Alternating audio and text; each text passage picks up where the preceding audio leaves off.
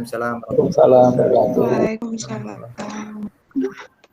Ketemu lagi dengan Bu Arni pada mata pelajaran biologi. Materi kita kali ini adalah membahas mengenai struktur dan fungsi jaringan pada tumbuhan. Ya, pada tumbuhan.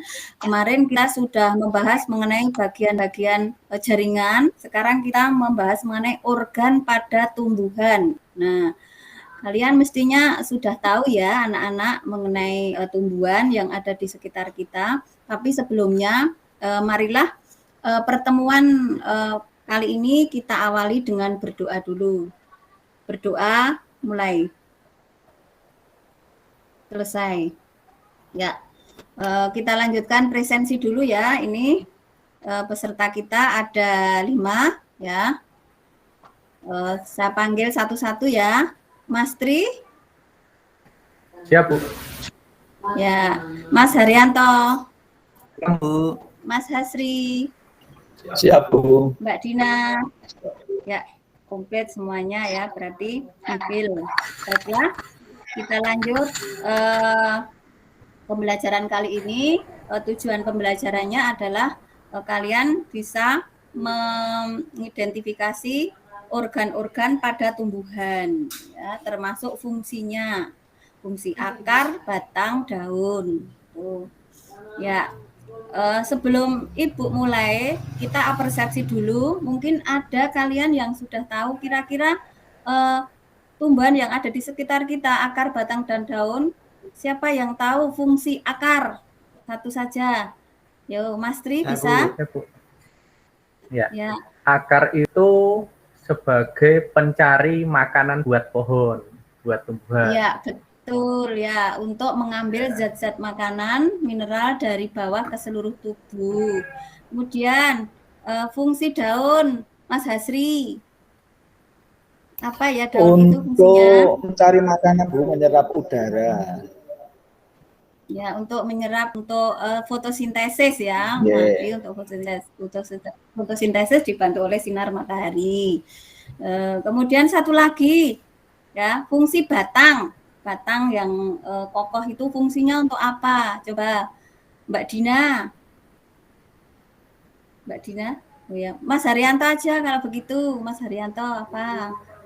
Fungsi batang kalau untuk dia, untuk pohon itu ya apa ya? Kalau yang buah untuk nahan buah, apa ya? Saya kurang begitu mengerti. Mungkin ada yang tahu ya, kalau fungsi buat batang. Kita sendiri buat tempat duduk bisa.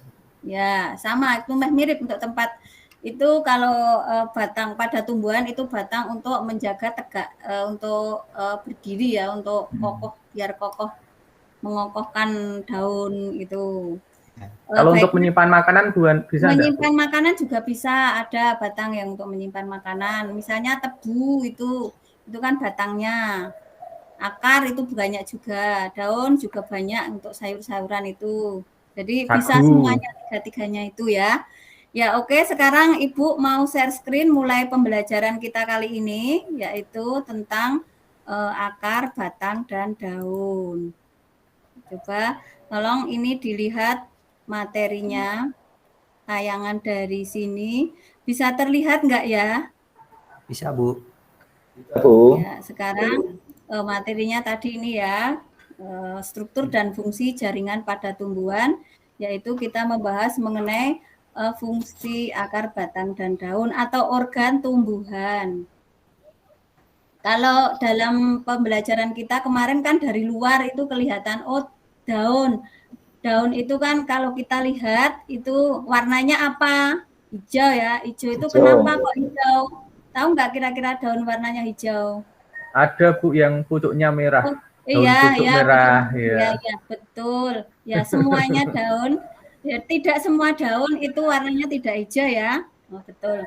Itu daun. Berarti itu, sebentar, Bu. Gimana? Ini masih tanya sekalian. Ya. Kalau yang warnanya merah itu punya klorofil enggak itu? Iya, punya. Ya, itu akan kita jelaskan nanti setelah pembahasan ini. Semua daun itu punya klorofil ya. Tetapi kan ada yang mempunyai pigmen khusus. Nah, pigmen merah itu namanya phycoerythrin, memberikan warna merah pada daun. Kan ada juga yang warnanya agak apa ya, kuning-kuning gitu seperti puring itu ya. Itu. Nah, sekarang coba silahkan dilihat ini organ pada tumbuhan akar. Nah, ini fungsi akar. Itu tadi ya untuk menambatkan tumbuhan, menyimpan cadangan makanan. Tadi apa contohnya?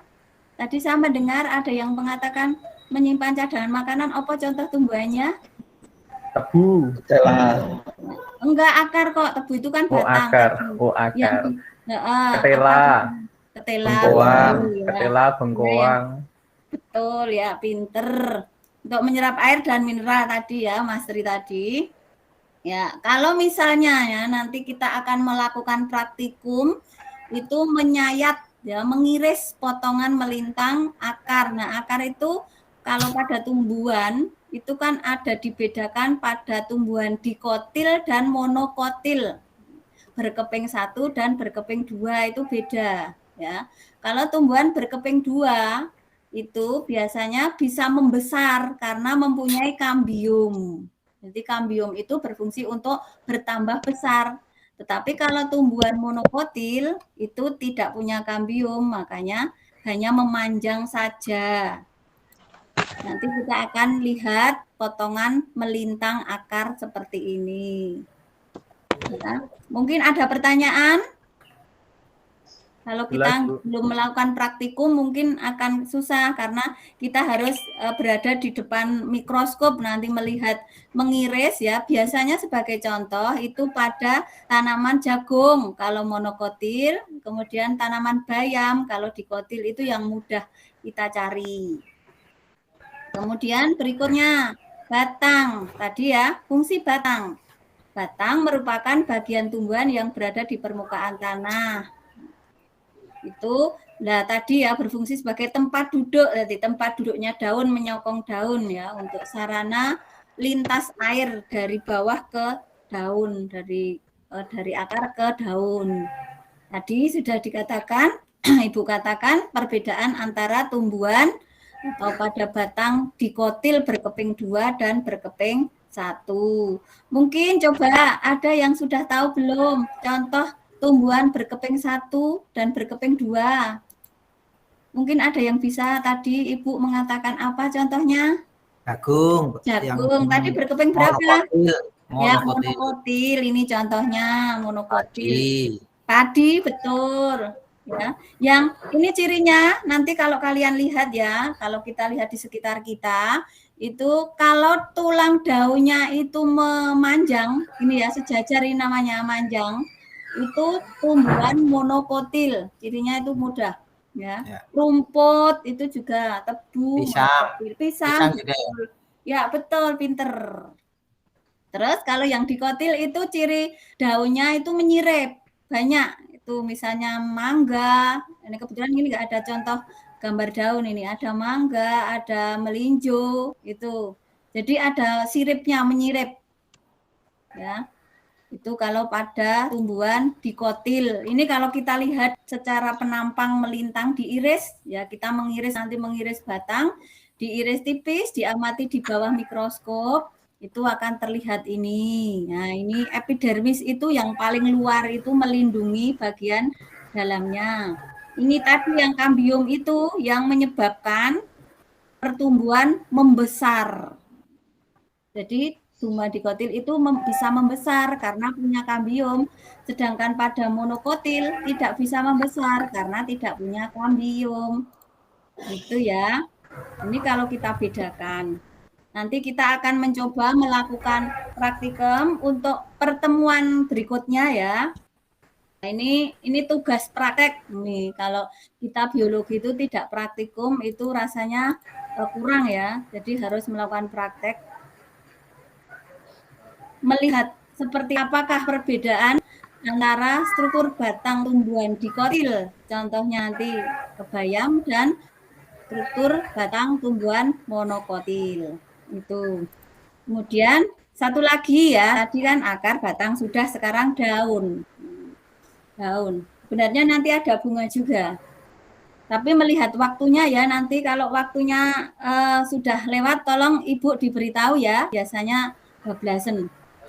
Daun itu merupakan bagian tumbuhan yang biasanya berbentuk lebar atau pipi, warnanya hijau, tapi tidak semuanya hijau, tadi sudah diberitahu ya.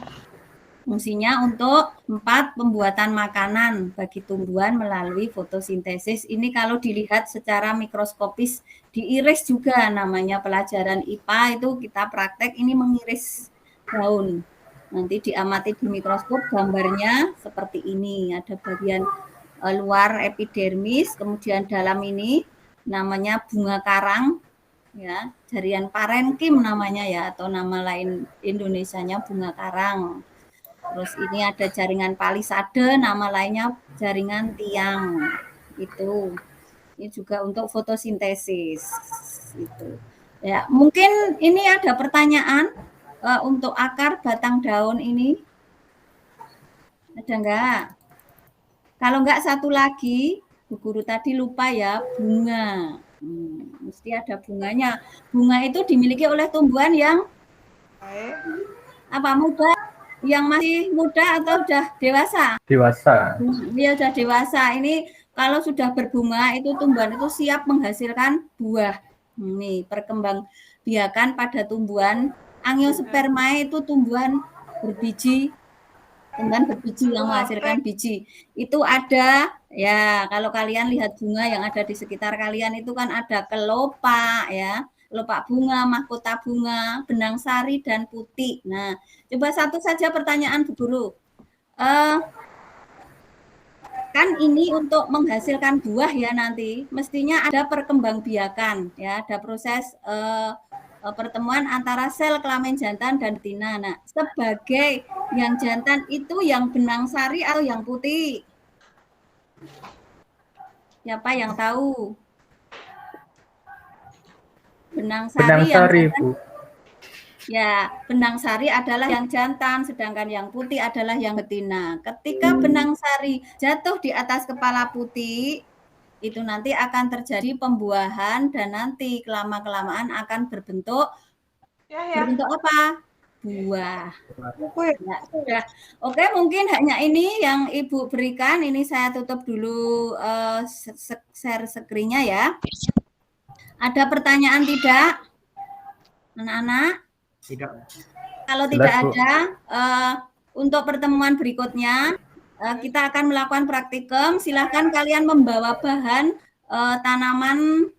tanaman jagung dan tanaman bayam. Kita akan mencoba praktek ya. Ya, mungkin hanya ini yang Ibu sampaikan. Kurang lebihnya minta maaf ya, mohon maaf.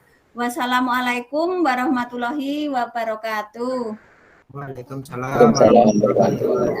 Terima kasih. Tutup dulu. Sama-sama, Bu.